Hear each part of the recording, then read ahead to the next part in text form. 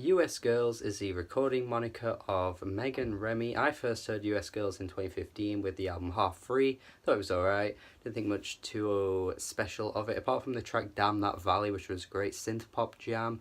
One of my favourite songs of that year, but the rest of the album was just okay. Didn't really think it was anything special. Got a lot of praise though, but I thought to myself, maybe they could, maybe she could improve on this sound whenever. In a few years, hopefully I'll keep track of her and maybe something great will come out. And now we have a brand new album from her titled In a Poem Unlimited. Heard a few of the tracks beforehand, thought they were friggin' great. Rosebud, not Rosebud. Rosebud, when that track comes on, it just stops me in my tracks, honestly. Just the way it kind of grooves along, so subtle, but it's like bum bum bum bum. It's so freaking great, honestly. I love her vocals on this one. It's so sensual, it's just so orgasmic. I just said orgasmic, that's really bad. Oh shit, like shit man, it is just it gets you, and every time it comes on this album, I'm just like floored by it. I'm just like, oh yeah. And the other track, Pearly Gates, was another track that I'd heard. Didn't think much of this one, but now I've heard it in the context of the album. It's damn good. Like, I really like this track now. Yes.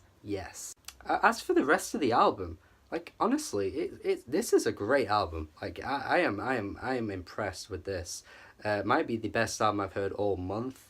Unless next week we have an even better album, but for now this is like the album of February because it's just so unique in its sound. At points it's like neo-psychedelia, but it's like a grander version of it. Like you can't label it as that because there's just so much more to it. Like the synth grooves on this album just have so many different like interchangeable like movements. It just goes through so many journeys of different sounds. There are some tracks that sound funky as hell, like the second song, Rage of Plastics, where her voice is a little bit like gruffer on this one. Maybe not gruffer, but there's a bit more like of an attitude to her voice. Like I think Megan can like do a lot with her vocal inflections. Honestly, she has so many different ways to change up her style. It's so impressive. Then we have M.A.H, which comes after Rage of Plastics, and this is a friggin' jam, man. Holy shit, like the way her voice on this track again is just changes completely. It's like a Cyndi Lauper song, like honestly.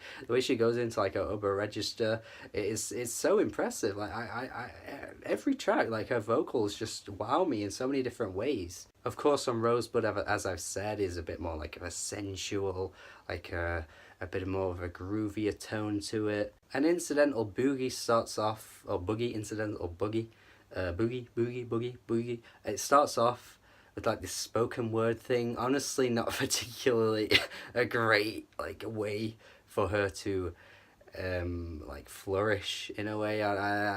This one just wasn't a very good track, honestly. Like the instrumentation is just a bit like all over the place.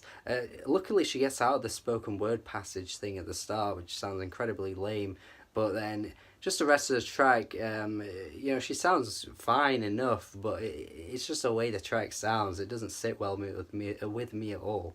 Easily the worst here, and I feel like anyone that listens to this album will probably pick out this track as being the worst. I could see that, honestly.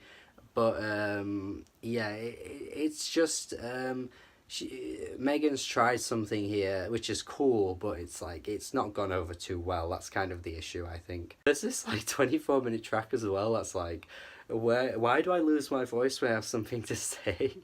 And on the track she's like, why do I lose my voice? So random, like I have no idea what she's trying to do here, but I don't know, it's just entertaining for that 24 seconds. Poem is a great track. It's a very synth pop driven track. It reminds me a lot of like something The Knife would do. It's got that kind of like booming sort of sound to it and a bit of a dark wave tone as well, but it's got a glistening feel to it which I really like. A lot of this album does glisten in a really glossy and shiny type way. But again, like I said, it's just like a very grand version of what you might have heard before, which I appreciate a lot. Pearly Gates, as I've said, grew on me quite a bit.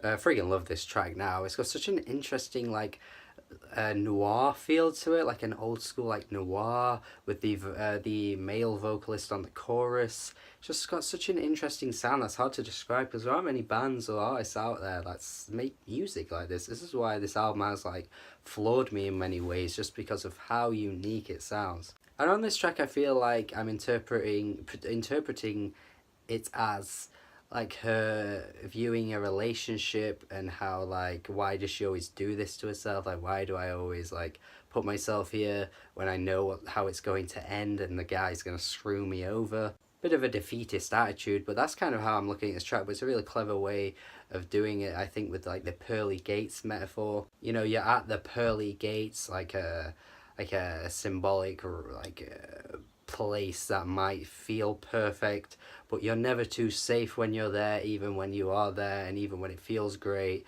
something's still going to go wrong. And then the closing track, Time, is just like this just like whirlwind of like different sounds. Like there's a saxophone, there's horns in there, it's got this psychedelic feel to it. It's just like all this like stuff just clammed together, like thrown in, but it really works. And it just, the way the track moves, it's got a great momentum to it.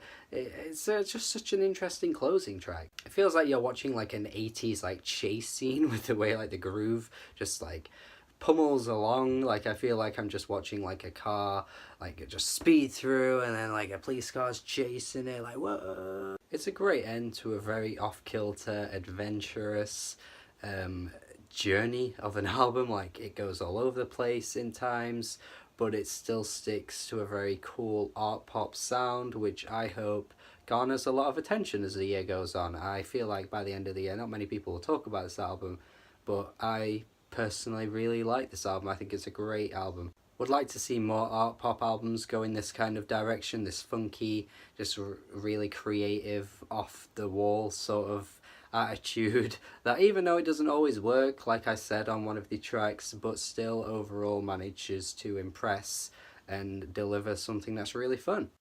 B plus from me. Hope you go listen to this after watching my review, and if you have already listened to it, let me know what you think. Let me know what you think of this US Girls album.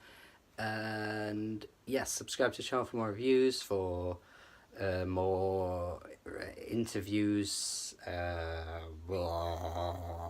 track reviews, podcasts, all that kind of shit, all music related. Yeah, if you like this review, like the video, all that, whatever, just do whatever you want. I don't even know. Just have a good day. Have a good day and listen to this album. Have a good day and listen.